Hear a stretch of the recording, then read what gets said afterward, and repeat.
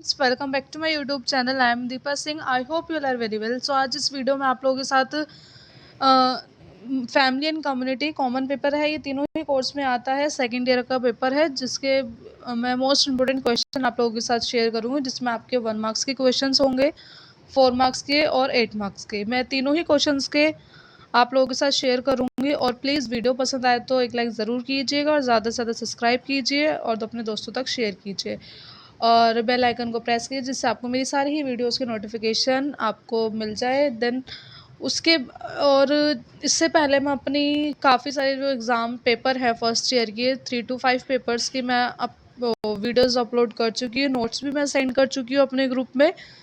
आप जिन्होंने अभी तक नहीं देखी आप वो जाके चेक कर लीजिएगा। वो टेलीग्राम का लिंक मेरे डिस्क्रिप्शन बॉक्स में आपको मिल जाएगा, ठीक है। और मेरे चैनल पे नोट्स आपको हिंदी इंग्लिश दोनों में ही मिलेंगे, ठीक है। और सेकंड ईयर के मैंने पेपर 7 के, पेपर 9 के और पेपर 10 के मैं दे चुकी हूँ नोट्स। जिन्होंने अभी तक वो भी नहीं चेक किए तो आप वो भी चेक कर सकते हो। और बाकी मोस्ट इम्पोर्टेंट क्वेश्चंस के जो वीडियोस है जो उसके मैं लिंक आपको अपने डिस्क्रिप्शन बॉक्स में मेंशन कर दूँगी, आप वहाँ से जाके देख सकते हो। ये क्वेश्चन आपको काफ़ी हेल्प करेंगे और वीडियो को लास्ट तक ज़रूर देखना है, जिससे आपको सारे ही क्वेश्चंस को जो भी डाउट है या फिर जो भी चीज़ आपको क्लियर हो जाए, ठीक है। और विद आंसर मिलेंगे आपको सारे ही क्वेश्चंस। ये नहीं है कि आपको सिर्फ क्वेश्चन मिलेंगे, आपको आंसर्स भी उनको मिलेंगे, हिंदी इंग्लिश दोनों लैंग्वेज में मिलेंगे आपको, ठीक है। स्टार्ट करते हैं। Dear special education course HIVI-IDD common paper है, paper 11 family and community.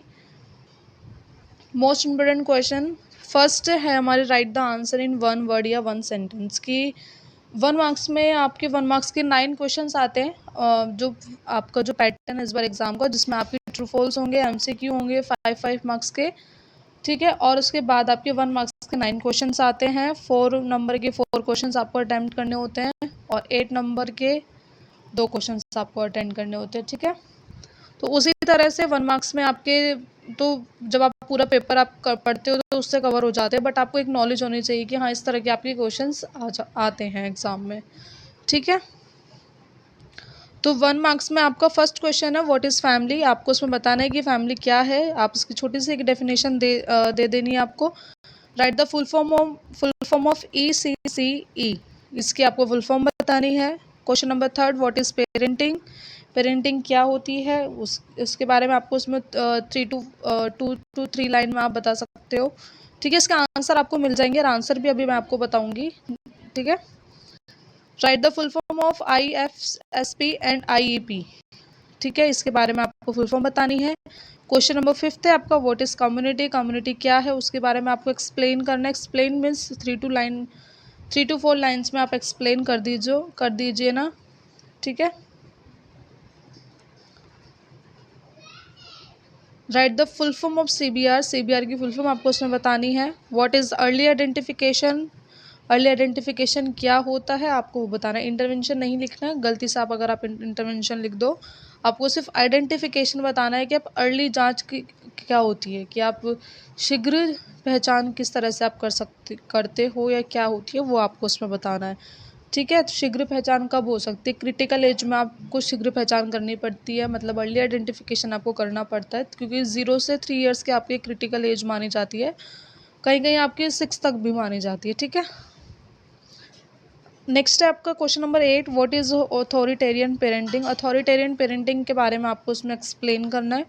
Question number 9 write the name of 4 types of parenting, जो 4 टाइप्स की पेरेंटिंग होती है उसके बारे में आपको उसमें उसकी केवल आपको नाम लिखने, ठीक है। अब उनके बारे में नहीं बताना, 1 मार्क्स के अकॉर्डिंग सिर्फ आपको नाम लिखने की कौन कौन सी पेरेंटिंग होती है। Question number 10 what is authoritative parenting, authoritative parenting क्या होती है इसके बारे में आप एक्सप्लेन इसमें कर दोगे। What is the family empowerment, family empowerment क्या है उसके बारे में आप इसमें एक्सप्लेन करोगे। Question number 12 right the types of family, की फैमिली कितने टाइप्स होते हैं। आप 4 टाइप्स इसमें आप बता देना, न्यूक्लियर, जॉइंट और सिंगल पेरेंट्स, और एक फैमिली और बता देना, ठीक है। Question number 13 right the two characteristics of family, कि इसमें फैमिली के 2 कैरेक्टरिस्टिक्स आपको बताने हैं कि फैमिली क्या है, ऐसे कौन से कैरेक्टरिस्टिक्स है जिससे आप आइडेंटिफाई कर सकते हो या फिर आप ये बता सकते हो कि ये फैमिली है। Question number 14, what is community based rehabilitation, किस CBR आप क्या होता है, ठीक है। Question number 15, right the types of community, ये कम्युनिटी क्या है, उसके कम्युनिटी के टाइप्स आपको इसमें बताने हैं। 3 कम्युनिटी के टाइप्स होते हैं, वो आप इसमें सिर्फ ओनली नेम लिखने हैं आपको। Question number 6, what is home based education, कि होम बेस्ड एजुकेशन क्या होती है, उसके बारे में आपको इसमें लिखना है। Question number 17, right one importance of family involvement, कि आपको फैमिली इन्वॉल्वमेंट की एक इम्पोर्टेंस आपको बतानी है कि एजुकेशन के अंदर फैमिली इन्वॉल्वमेंट की क्या इंपॉर्टेंस रहती है, उसके बारे में आपको उसमें लिखना है। Question number 18, write one role of family in developing foundational literacy, की फैमिली का रोल क्या रहता है कि बच्चे की आप लिटरेसी स्किल्स को डेवलप कर सके, उसमें फैमिली का रोल क्या रहेगा, आपको सिर्फ एक वन रोल आपको उसमें लिखना है, ठीक है। तो ये थे 1 मार्क्स के क्वेश्चन। होपफुली आपको अच्छे लगे होंगे और ये आपके लिए काफ़ी हेल्पफुल रहेंगे, और आशा करती हूँ कि आपके इसमें से काफ़ी क्वेश्चंस आपको मिलेंगे। और ऐसी बात नहीं है, शॉर्ट क्वेश्चंस और लॉन्ग क्वेश्चंस की हेल्प से आप पूरा पेपर अटेम्प्ट कर कर आओगे। मैं कोई ऐसे फालतू के क्वेश्चंस आपको नहीं दे रही हूँ कि हाँ कुछ ज़्यादा क्वेश्चन दे दूँ, वो मोस्ट इंपॉर्टेंट क्वेश्चंस देती हूँ मैं टॉपिक वाइज, जो एग्ज़ाम में ज़्यादातर पूछे जाते हैं, जो प्रीवियसली ईयर से पूछे गए हैं, ठीक है। वही क्वेश्चंस मैं आपको देती हूँ, और बाकी मैं कोई एक्स्ट्रा नहीं देती। कि ऐसी कोई यूनिट तो ऐसी है कि जिनमें से कोई क्वेश्चन ही नहीं पूछा जाता, रिपीटेड चीज़ें होती है, ठीक है। इसलिए आप अगर आपने अभी तक पूरा सिलेबस भी कवर करने का, तो देखो खैर टाइम नहीं है, मई आने वाला है, आपके एग्ज़ाम स्टार्ट होने वाले हैं, ठीक है। और सप्लीमेंट्री एग्ज़ाम आपके चल ही रहे हैं। तो ये वीडियो भी अगर आप देख कर जाओगे तो आप पूरा पेपर अटेम्प्ट कर कर आओगे, ठीक है। जैसे कि मैंने आपको बताया था कि हिंदी इंग्लिश दोनों में नोट्स मिलेंगे, तो उसी तरह से आपके क्वेश्चंस भी हिंदी में हैं। एक बार इनके आंसर्स पढ़ लेते हैं। Right the answer in 1 word 1 sentence, 1 marks के आंसर्स हम देख लेते हैं। कि फर्स्ट क्वेश्चन था हमारा, व्हाट इज़ फैमिली, कि एक परिवार जन्म, विवाह या गोद लेने से संबंधित 2 या 2 से अधिक व्यक्तियों का एक समूह है जो एक साथ रहते हैं। कि परिवार क्या होता है, कि जो हमारे बर्थ से, मैरिज से, गोद लेने से रिलेटेड होता है, या फिर 2 या 2 से अधिक अगर एक ग्रुप है उसको हम फैमिली बोलते हैं, ठीक है। जो एक साथ रहते हैं, ऐसे सभी संबंधित व्यक्ति को एक परिवार का सदस्य माना जाता है। कि जो 2 या 2 से अधिक लोगों का समूह है और वो एक दूसरे से संबंधित करते हैं, तो वो हम फैमिली कहलाती है, ठीक है। Family is a group of 2 more persons related by birth, marriage, adoptions who live together. All such related persons are considered as members of one family, ठीक है। Right the full form of ECCE, early childhood care and education, ठीक है। हिंदी में तो आप मत लिखना, अगर हिंदी फुल फॉर्म आती है तो इतना नहीं याद रहेगा आपको हिंदी में। इंग्लिश में ये कि आपको जल्दी याद रहेगी, अगर ऐसा नहीं है 1 मार्क्स में अगर आप थोड़ी सी इंग्लिश की फुल फॉर्म लिख दोगे तो कोई नहीं, और बाकी इतना नहीं अफेक्ट करता। कि आप, हाँ वो चीज़ अफेक्ट करती है कि आप दोनों ही लैंग्वेज में पेपर अटैम्प्ट करते हो, कि आप एक पूरा लॉन्ग क्वेश्चन में या फिर शॉर्ट क्वेश्चन में आप ये करते हो कि अगर आप एक क्वेश्चन आपने, ये मत करना गलती बिल्कुल भी, कि अगर आपने एक क्वेश्चन आपने इंग्लिश में अटेम्प्ट कर दिया, एक क्वेश्चन आपने हिंदी में अटेम्प्ट कर दिया, ये चीज़ आपके लिए प्रॉब्लम हो सकती है, ठीक है। और रहती है चीज़ से, अगर आपको पता है कि अगर आप हिंदी के साथ कंफर्टेबल हो तो आप पूरा पेपर हिंदी में अटेम्प्ट करो, सारे ही पेपर हिंदी में अटेम्प्ट करो। ये नहीं है कि आपको एक पेपर हिंदी में अटेम्प्ट कर लिया, नेक्स्ट पेपर जो आएगा आप उसको इंग्लिश में अटेम्प्ट करोगे। क्योंकि जब आप एग्ज़ाम देने जाओगे तो आपसे सिग्नेचर कराई जाती है, आपसे मीडियम पूछा जाता है कि आप कौन से मीडियम में करोगे, और बाकी उनके पास सारी इन्फॉर्मेशन होती है कि बच्चे ने अपने एडमिट कार्ड में कौन सा मीडियम फिल किया है, ठीक है। इसलिए आप पहले से उस चीज़ से हो जाओ, आप जब पढ़ोगे पढ़ते हो आप, जब आपको खुद आपको ये चीज़ रियलाइज हो जाती है कि आप इंग्लिश के साथ कंफर्टेबल हो या फिर हिंदी में आप ज़्यादा बेटर कर पाओगे, तो उसी के अकॉर्डिंग आप अपना एग्जाम अटेम्प्ट करो। वरना अगर आपको नहीं लग रहा कि आप हिंदी में इंग्लिश में नहीं अटेम्प्ट कर पा रहे हो तो हिंदी में करो। हिंदी आपकी इतनी स्ट्रॉन्ग नहीं है तो आप इंग्लिश में अटेम्प्ट करो, ठीक है। किसी किसी की होती है कि आप, वो इंग्लिश की काफ़ी स्ट्रॉन्ग होती है तो वो बच्चे इंग्लिश में अटेम्प्ट करते हैं, और इंग्लिश में लिखा भी जल्दी जाता है, ठीक है। अगर आपकी इंग्लिश नहीं है स्ट्रॉन्ग तो गलती से भी इंग्लिश में मत अटेम्प्ट करना है, क्योंकि मार्क्स बहुत कटते हैं। आप लोग कुछ का कुछ लिखोगे तो आपके मार्क्स कटेंगे, जिससे आपको फिर आपको रिवैल्यूएशन का रिजल्ट या फिर री एग्ज़ाम देना पड़ेगा। वो मत, इस तरह से मत करना, क्योंकि आपका ही टाइम वेस्ट होता है और किसी का नहीं होता है। तो आप अपना पहले ही फोकस बनाकर चलना, इतनी अच्छे से प्रिपरेशन करना कि जिससे आप एक लैंग्वेज में पेपर अटेम्प्ट कर सको, ठीक है। Question number 3, what is parenting? Parenting एक बच्चे की देखभाल करने और माता पिता होने की भूमिका निभाने का कार्य है। कि पेरेंटिंग क्या होती है? कि एक बच्चे की देखभाल करना, जो माता पिता हमारी देखभाल करते हैं और अपने अपने अपनी एक रिस्पॉन्सिबिलिटीज़ को निभाते हैं, वो उसी तक को हम पेरेंटिंग बोलते हैं। ये कई अलग अलग रूपों में आ सकता है और बहुत से माता पिता की अपनी राजनीतिक शैली होती है, कि मतलब बहुत से माता पिता के अपने रूल्स रेगुलेशंस होते हैं कि वो अपने बच्चों को किस तरह से देखभाल करते हैं। माता पिता के सामने मुख्य जिम्मेदारी अपने बच्चों के जन्म से लेकर वयस्क होने तक की ज़रूरतों को पूरा करना होता है। कि माता पिता की रिस्पॉन्सिबिलिटीज़ क्या होती है?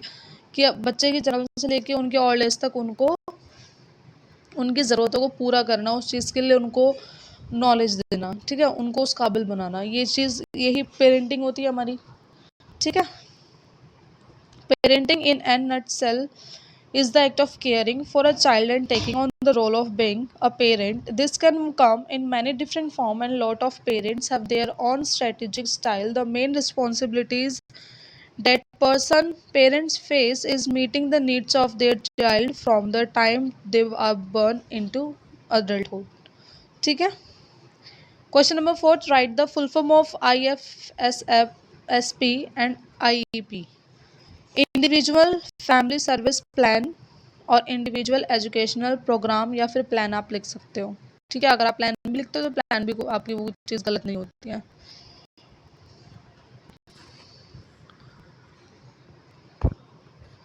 क्वेश्चन नंबर 5 है आपका, व्हाट इज़ कम्युनिटी? कम्युनिटी क्या होती है? समुदाय, साझा मूल्य, व्यवहारों और कलाकृतियों वाले लोगों का एक समूह है। कि कम्युनिटी क्या होती है? कि जहाँ पर अपनी वैल्यूज़ को शेयर किया जाता है, बिहेवियर्स होते हैं और लोगों की अलग अलग कलाकृति होती है, अपने फैक्ट्स होते हैं, वही हमारी कम्युनिटी होती है, ठीक है। Question number 6, right the full form of CBR। CBR की फुल फॉर्म सबको ही पता है वैसे तो, कम्युनिटी बेस्ड रिहेबिलिटेशन, ठीक है।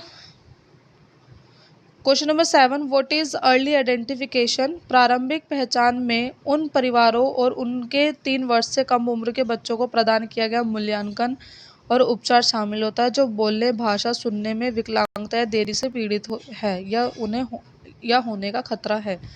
कि अर्ली आइडेंटिफिकेशन क्या होता है? कि वो पहचान की जो एक परिवार में 3 साल से पहले अगर आप बच्चे को आइडेंटिफाई करते हैं, आप उसका पता लगाते हैं कि बच्चे को बोलने में कोई प्रॉब्लम नहीं है, कोई किसी प्रकार की डिसेबिलिटीज़ नहीं है, अगर है तो उसके जल्द से जल्द रोकथाम के लिए, कि उसको जल्द से जल्द आप उसको उसके खतरे को रोकने के लिए आप अर्ली आइडेंटिफिकेशन करते हैं, ठीक है। अगर अब आप खुद देखो, अगर बच्चा बर्थ के टाइम पर क्या होता है कि बच्चा जब जन्म ले लेता है उसके बाद डॉक्टर उसके सारे टेस्ट करते हैं। किस लिए करते हैं? वो एक अर्ली आइडेंटिफिकेशन ही तो होती है ना, कि उसको सारे टेस्ट आप उसके करा लो, ठीक है। और 5 साल तक ये होता है कि बच्चे के हर एक इंजेक्शन्स लगते हैं, उनको उनकी जांच की जाती है कि बच्चे में कोई प्रॉब्लम तो नहीं है, ठीक है। ज़रूरी नहीं है कि वो चीज़ आपके बर्थ के टाइम पर सामने है, वो हो सकता है कि वो कुछ टाइम बाद आपके सामने आ जाए उसकी प्रॉब्लम। इसलिए 3 साल से पहले आपको करानी चाहिए, हद से ज़्यादा आपको 5 साल से पहले तो ये चीज़ टेस्ट होते हैं बच्चे की पता लगाने के लिए, बच्चे में कोई कमी तो नहीं है, बच्चे में किसी प्रकार की कोई खतरा तो नहीं है, या किसी प्रकार की कोई डिसेबिलिटी तो नहीं है। ये चीज़ आप इसलिए वो अर्ली आइडेंटिफिकेशन करते हैं। What is authoritarian parenting? Authoritarian parenting क्या होती है?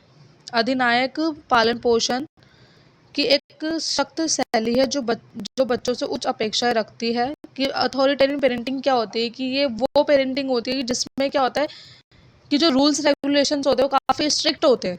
जो पेरेंट्स होते हैं वो बच्चों से एक उम्मीद रखते हैं, वो उसमें क्या होता है कि बच्चों की इतनी नहीं सुनी जाती है, बच्चों का कुछ नहीं होता, उसमें पेरेंट्स का ज़्यादा रोल होता है। कि पेरेंट्स ने जो चीज़ बोल दी या फिर जो रूल्स बना दिए वो बच्चे को फॉलो करने ही करने।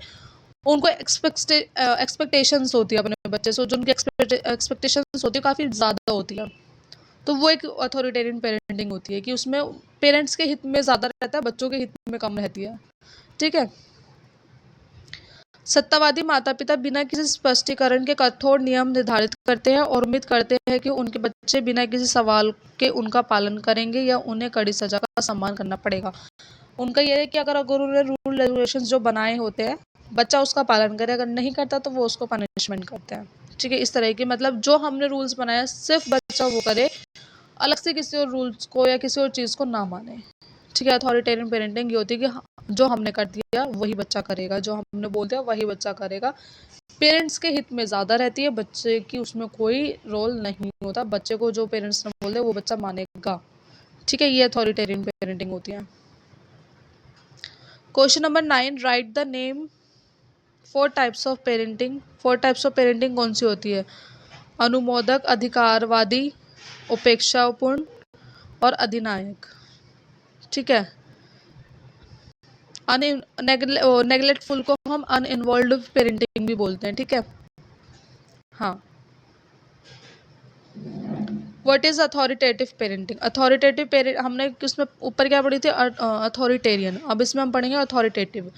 अधिकारक इस पालन पोषण शैली में माता पिता पालन पोषण करने वाले उत्तरदायी और सहायक होते हैं, फिर भी अपने बच्चों के लिए दृढ़ सीमाएं निर्धारित करते हुए नियम को समझाकर, चर्चा करके और तर्क करके बच्चों के व्यवहार को नियंत्रित करने का प्रयास करते हैं। वे बच्चे के दृष्टिकोण को सुनते हैं लेकिन हमेशा उसे स्वीकार नहीं करते। इसमें क्या होता है कि अथॉरिटेटिव पेरेंटिंग की उसमें क्या होता है कि पेरेंट्स रूल्स बनाते हैं, बच्चों की सुनकर उसमें रूल्स आपको बनाएंगे, बच्चों की बात भी सुनेंगे, बट उस पर ये नहीं है कि पूरी तरह से उस चीज़ को एक्सेप्ट करेंगे। नहीं, कुछ कुछ चीज़ें ऐसे रूल्स होते हैं, कुछ कुछ बातें ऐसी जो बच्चों के द्वारा एक्सेप्ट की जाती है, वरना सारे रूल्स उनके रहते हैं। थोड़ी सेम है, किसमें कुछ कुछ चीज़ें थोड़ी बहुत ही बच्चों की रहती है, वरना ज़्यादातर इसमें भी पेरेंट्स की रहती है। ठीक है, ये हमारी अथॉरिटेटिव पेरेंटिंग होती है। Question number 11, what is family empowerment? बाल कल्याण के सभी क्षेत्रों में परिवारों को शामिल करने और उनकी आवाज़ उठाने का कार्य है। कि बाल कल्याण जो फैमिली उठाने का कार्य है, यह परिवारों को बाल कल्याण एजेंसी के साथ सक्रिय भूमिका निभाने के लिए प्रोत्साहित करने के लिए प्रक्रिया है।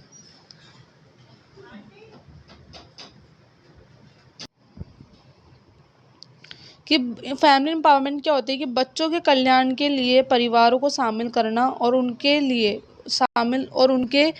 कार्यों के लिए एक तरीके से आवाज़ उठाना, एक अपना स्टेप बढ़ाना। कि बच्चों के कल्याण के लिए फैमिली को काफ़ी ज़्यादा एक स्टेप बढ़ाना होता है, कि उनको हर एक चीज़ के लिए निर्धारित किया जाता है, उनको तैयार किया जाता है कि हाँ, आपको बच्चे के लिए ये सब चीज़ें करनी है। ठीक है, उनको इन इन चीज़ों के लिए प्रमोट करना, उनको इनकरेज करना एक फैमिली के हाथ में होता है ना। क्योंकि अगर आप as a family, as a parent भी अगर आप देखो तो बच्चा स्कूल में सिर्फ 6 घंटे रहता है, ज़्यादातर टाइम वो अपने फैमिली में रहता है। और बच्चे की एजुकेशन में, बच्चे के डेवलपमेंट में फैमिली का रोल सबसे ज़्यादा होता है। ठीक है। ठीक है। Question number 12, right the types of family. कि फैमिली के टाइप्स आपको इसमें बताने हैं। एकल परिवार मतलब ये एक तो न्यूक्लियर फैमिली और एक होती है सिंगल पेरेंट, जिसमें सिर्फ खाली पेरेंट्स होते हैं। ठीक है। और एक एकल परिवार जो न्यूक्लियर फैमिली में आता है, जिसमें पेरेंट्स और सिर्फ उनके चाइल्ड होते हैं। ठीक है। जॉइंट एक्सटेंड फैमिली मतलब लंबा परिवार, जो पूरी जॉइंट फैमिली रहती है। कि चाइल्डलेस फैमिली की मतलब जिसमें पेरेंट्स होते हैं बट उनका कोई चाइल्ड नहीं होता। स्टेप फैमिलीज मतलब कि ऐसी फैमिली जो एक तरीके से आपके सौतेले, जो मतलब ब्लड रिलेटेड नहीं है बट हाँ हमसे अलग है, वो एक स्टेप फैमिलीज होती है। और ग्रैंड पेरेंट फैमिली, के दादा दादी की फैमिली, जिसमें हमारे साथ दादा दादी भी रहते हैं। ठीक है, वो एक हमारी ग्रैंड पेरेंट फैमिली होती है। बट आप इसमें टाइप्स अगर आपसे पूछा जाए तो आप 4 टाइप्स दे देना स्टार्टिंग के, जैसे nuclear family, single parent, extend और चाइल्डलेस फैमिली। एक्सटेंड फैमिलीज को ही हम जॉइंट परिवार कहते हैं, जो एक बड़ा परिवार होता है। ठीक है। Question number 13, right the 2 characteristics of family. कि आपको फैमिली के 2 कैरेक्टरिस्टिक्स बताने हैं। परिवार आमतौर पर एक आकार की कंपनियों में अन्य सामाजिक समूहों, संगठनों और संघों से छोटा होता है। कि जो फैमिली है अगर देखा जाए तो आकार में सामाजिक समूहों से, जो अन्य सामाजिक समूह होते हैं या ऑर्गेनाइजेशंस होते हैं या उनसे एक छोटा होता है, तो उसको हम फैमिली बोलते हैं। परिवार आकार में बड़ा भी हो सकता है, जिसमें कई पीढ़ियों के व्यक्ति एक साथ रह सकते हैं। कि परिवार जो है आकार में बड़ा भी हो सकता है, जिसमें कई जनरेशन्स रह सकती है। कि ठीक है, और रहते भी है, ऐसी बात नहीं है। तो ये थे 2 characteristics of family. Question number 14, what is community based rehabilitation? CBR या समुदाय आधारित पुनर्वास सामुदायिक विकास का एक दृष्टिकोण है जिसे भारत में विकलांग लोगों के सामाजिक एकीकरण और अवसरों को बराबर करने के लिए लागू किया जाता है। यह कार्यक्रम सीबीआर सदस्यों, पीडब्ल्यूडी और उनके परिवारों के माध्यम से क्रियान्वित किया जाता है कि जो समुदाय आधारित पुनर्वास है, ये कम्युनिटी के विकास के लिए किया जाता है, जिसमें विकलांग लोगों के लिए उनके सामाजिक एकीकरण के लिए उनके अपॉर्चुनिटीज़ को बराबर समझा जाता है, उनको बराबर का अधिकार दिया जाता है, सारी उनकी ज़रूरतों को पूरा किया जाता है। तो इसलिए सीबीआर प्रोग्राम को निर्धारित किया जाता है। ठीक है। Question number 15, right the types of community. Right the types of community. Community के आपको उसमें टाइप्स बताने से रूरल, सबअर्बन और अर्बन। ठीक है, ये आपके 3 टाइप्स की कम्युनिटी होती है, इसके बारे में इसमें आपके 3 नाम लिखने हैं 1 मार्क्स के क्वेश्चन में। Question number 16, what is home based education की गृह आधारित शिक्षा क्या होती है। भारत में घर आधारित शिक्षा एक शैक्षिक विकल्प है जिसमें माता पिता अपने घर से ही अपने बच्चे की पढ़ाई का जिम्मा लेते हैं। ठीक है, ये हमारी होम बेस्ड एजुकेशन होती है। Question number 17, what right one importance of family involvement की एजुकेशन के अंदर फैमिली इन्वॉल्वमेंट की क्या इंपॉर्टेंस होती है। पारिवारिक भागीदारी जवाबदेही की भावना को प्रोत्साहित करती है और बच्चों को उत्कृष्टता के लिए प्रयास करने के लिए प्रेरित करती है। कि परिवार इन्वॉल्वमेंट क्या होती है कि बच्चे को इनकरेज करती है, मोटिवेट करती है, उनके स्टडी में, उनके डेवलपमेंट के लिए, उनको एक आगे की ओर बढ़ने के लिए उनको इनकरेज किया जाता है फैमिली के द्वारा। ठीक है। Question number 18, write one role of family in developing foundational literacy. जिस क्षण से बच्चे पैदा होते हैं वे अपने माता पिता के साथ अपने संबंधों के माध्यम से साक्षरता कौशल विकसित करना शुरू कर देते हैं। कि बच्चे जिस भी फैमिली में या जिस भी टाइम में पैदा होते हैं उसी टाइम वे अपने माता पिता के साथ एक संबंध में रहते हैं, जिससे बच्चा अपने आप को विकसित करना शुरू कर देता है, अपने उस बच्चे का डेवलप होना शुरू हो जाता है। अपने शिशु या बच्चे के साथ बात करने, पढ़ने, गाने और लिखने से आप वह आधार प्रदान करते हैं जिसकी आपके बच्चे को भाषा और पढ़ने के कौशल विकसित करने के लिए आवश्यकता होगी। कि बच्चा जब फैमिली के साथ रहता है जन्म के बाद ही पेरेंट्स उसके सामने उनके पढ़ने, लिखने, गाने जैसी एक्टिविटी करते हैं, तो उस एक्टिविटी के सहायता से बच्चे की भाषा में विकास होता है, उनके पढ़ने के कौशल में विकास होता है। ठीक है, ये थे हमारे 1 मार्क्स के क्वेश्चंस और विद आंसर। होपफुली आपको काफ़ी हेल्पफुल ये वीडियो लगी होगी और आगे भी रहेगी।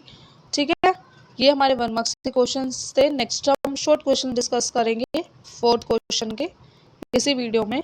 और प्लीज़ ये वीडियो पसंद आए तो एक लाइक ज़रूर कीजिएगा और एंड तक ज़रूर देखिएगा, आपके लिए काफ़ी हेल्पफुल होने वाली है ये वीडियो। ठीक है, और प्लीज़ मेरे चैनल को ज़्यादा से सब्सक्राइब कीजिए और अपने दोस्तों तक शेयर कीजिए, उनकी भी हेल्प कीजिए और सब्सक्राइब भी करवाइए, ऐसी बात नहीं है। और सपोर्ट करते रहिएगा, अच्छा लगता है आप लोग सपोर्ट करते हो। और जैसे कोई भी अगर आपको नीड लगती है तो आप मेरे को कमेंट बॉक्स में कमेंट करके बता सकते हैं।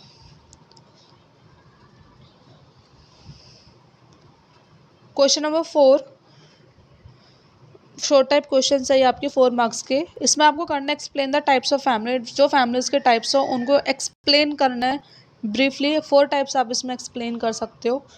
ठीक है, क्वेश्चन नंबर जैसा भी मैंने आपको बताया था 1 मार्क्स में, उसमें आप कोई भी 4 आपको जो अच्छी तरीके से आता है आप वो एक्सप्लेन कर सकते हो। Question number 2, what is family and right there characteristics and structure. कि फैमिली क्या है, फैमिली की कैरेक्टरिस्टिक्स क्या है और क्या उसका किस तरह से फैमिली का एक स्ट्रक्चर होता है, वो आपको इसमें बताना है।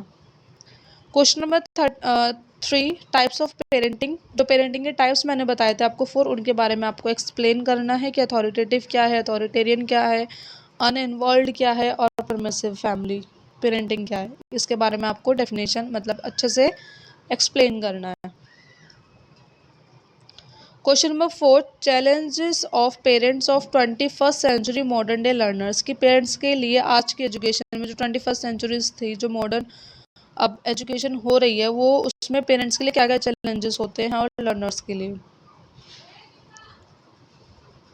नेक्स्ट क्वेश्चन हमारा 5, right the importance of family involvement in education. की फैमिली इन्वॉल्वमेंट क्या का रोल क्या रहता है एक एजुकेशन के अंदर, आपको उसमें उसकी इंपॉर्टेंस बतानी है। Question number 6, right the components and strategies of family empowerment, की फैमिली एम्पावरमेंट की क्या क्या स्ट्रेटजीज रहेगी, क्या क्या कंपोनेंट्स रहेंगे, वो आपको एक्सप्लेन करना है। Question number 7, explain the parents as a first teacher and family as a first school. Explain करना है आपके जो पेरेंट्स है एज अ फर्स्ट टीचर क्या उनका रोल रहता है, और एज अ फर्स्ट स्कूल वो किस तरह क्या उनका रोल रहता है।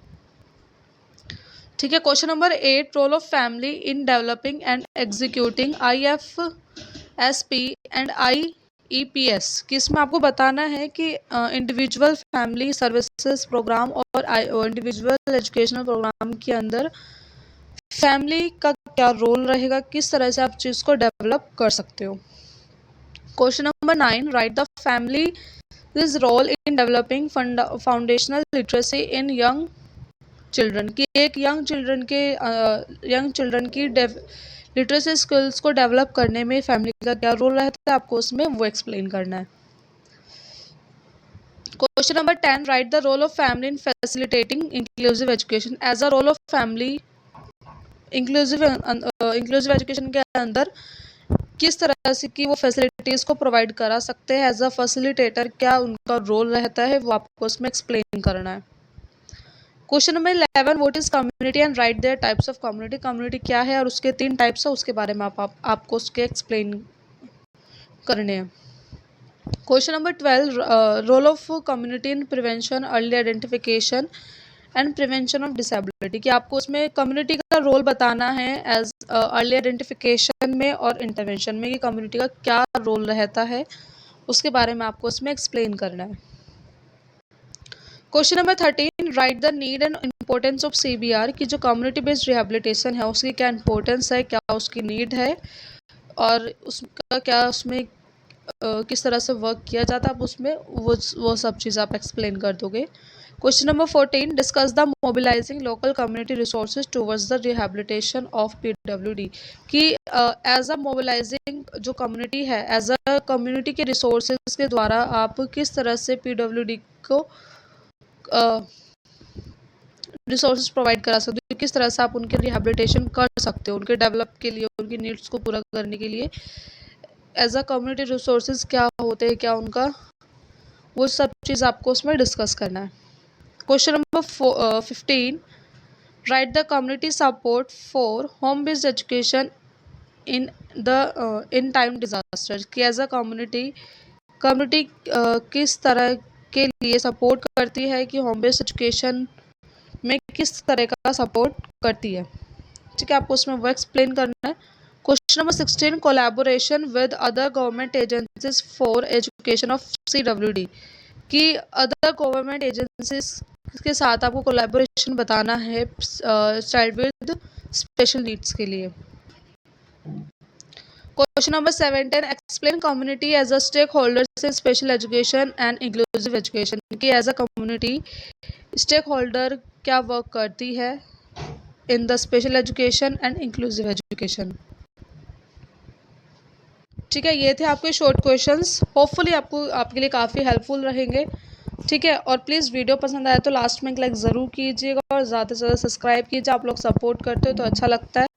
और जो भी कोई नीड्स है आपके, आप मुझे कमेंट बॉक्स पे कमेंट करके बता सकते हैं, और ये PDF मैं अपने टेलीग्राम ग्रुप पे आपको शेयर कर दूँगी, और PDF के लिए आप मेरा टेलीग्राम ग्रुप ज्वाइन कर सकते हो, लिंक आपको डिस्क्रिप्शन बॉक्स में मिल जाएगा। और इससे पहले जो मैंने वीडियोज़ डाली है मोस्ट इंपॉर्टेंट क्वेश्चन की, फर्स्ट ईयर और सेकेंड ईयर के पेपर्स की, आप वो भी जाके देख सकते हो, लिंक आपको मेरे डिस्क्रिप्शन बॉक्स में मिल जाएगा, और वीडियोस आपको मेरे चैनल पे मिल जाएगी, नोट्स आपको मेरे टेलीग्राम ग्रुप पे मिल जाएंगे। ठीक है, और बार बार आपको बता रही हूँ, मेरे चैनल पे नोट्स आपको हिंदी इंग्लिश दोनों लैंग्वेज में मिलेंगे। आपको ये भी PDF आपको इंग्लिश और हिंदी दोनों ही लैंग्वेज में मिलेंगे। ठीक है, किसी को कोई प्रॉब्लम नहीं होगी कि इंग्लिश के नहीं है या फिर हिंदी के नहीं है। ठीक है, नेक्स्ट देखते हैं हम लॉन्ग क्वेश्चंस कौन कौन से होते हैं हमारे। ये शॉर्ट क्वेश्चंस के आंसर है, आप इसमें आंसर्स भी आपको मिल जाएंगे। ये मैं आपको ब्रीफली कल या परसों मैं आपको एक्सप्लेन कर दूंगी, और बाकी आपको आंसर्स इसमें मिल ही जाएंगे। नेक्स्ट लॉन्ग क्वेश्चंस देखते हैं अब हम।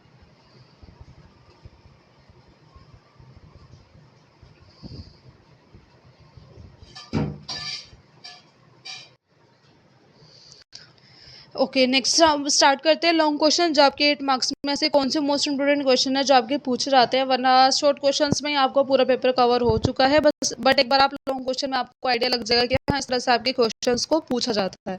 ठीक है, तो फर्स्ट क्वेश्चन है हमारा, discuss in detail the role of family in rehabilitation process of children with hearing impairment. की रिहेबिलिटेशन प्रोसेस में CWD के बच्चों में एक फैमिली का रोल क्या रहता है, आपको वो इसमें एक्सप्लेन करना है। ठीक है, इसका आंसर्स भी आपको मिल जाएंगे हिंदी इंग्लिश दोनों में ही। ठीक है, क्वेश्चन नंबर सेकंड है, आप discuss the role of community in prevention, identification and intervention of disability. कि कम्युनिटी का क्या रोल रहता है प्रिवेंशन के लिए, आइडेंटिफिकेशन के लिए और इंटरवेंशन के लिए, उसमें आपको वो एक्सप्लेन करना है। इसका आंसर मैं आपको अलग से ग्रुप में सेंड करूंगी। ठीक है, इंटरनेट पे इतना खास नहीं मिल रहा था, इसकी मेरे पास बुक है, मैं आपको बुक में से ढूंढ के आपको मैं अपने ग्रुप पे सेंड कर दूंगी। ठीक है, आपको अलग से मैं उसमें मेंशन कर दूंगी ये इस क्वेश्चन का आंसर है। ठीक है, आप उसमें देख लेना। दो तीन क्वेश्चन है जो मैं अलग से आपको सेंड कर दूंगी।